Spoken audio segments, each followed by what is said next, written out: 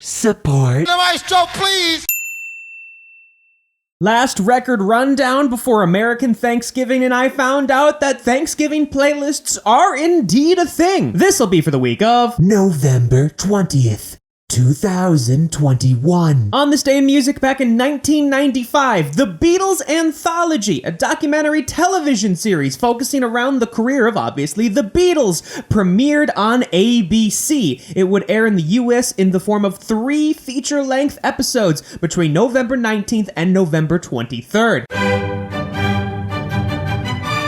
Believe in what your heart is saying. Hear the melody that's playing. There's no... You know, I'm really starting to get Disney vibes from a lot of their singing, especially Savanna's voice. It has that Disney princess-like quality and tone to it. And I would say Matt's has that Prince vibe, but seeing as Matt is Savanna's father, it doesn't exactly translate. Don't mean a thing if it ain't got that swing. Now 4 out of the top 5 are Christmas albums. Singing. I love rock and roll! If you say the word, if you say the word.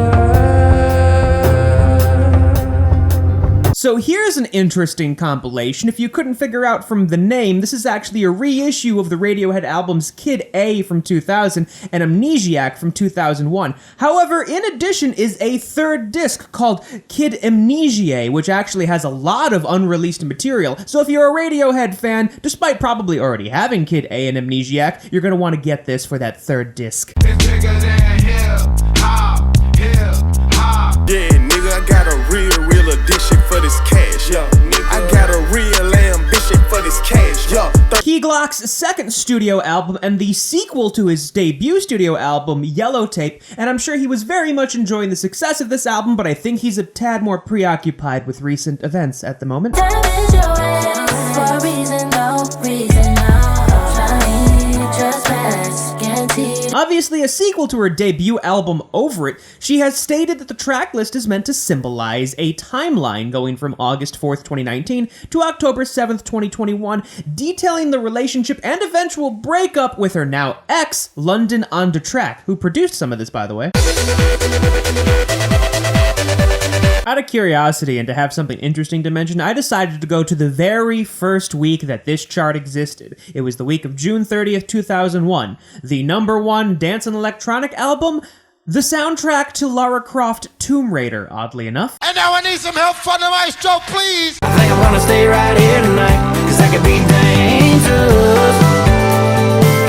Cause that could be dangerous. We're still doing this? Nothing happens after 2. It's true, my bad habits get to you.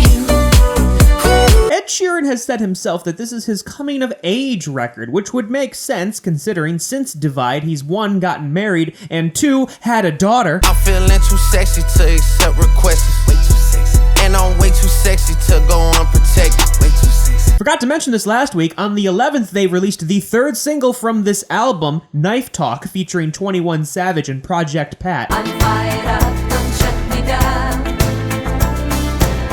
I'm like a dream within a dream. You know, on the list of Swedish pop acts that haven't released any new material since the early 80s, but despite that have now had an entertainment series based around their music, well, it would only be ABBA, to be fair, but I didn't expect them to release another studio album. Damage your ass for a reason, no reason, no. Trying trespass, guarantee. Summer Walker's first #1 album, and also the biggest charting debut for a female R&B artist since Beyoncé's 2016 Lemonade. Good chunk of things to listen to and quite diverse, so add all of this music to those supposed Thanksgiving playlists that exist. And now I need some help from the maestro, please! Maestro!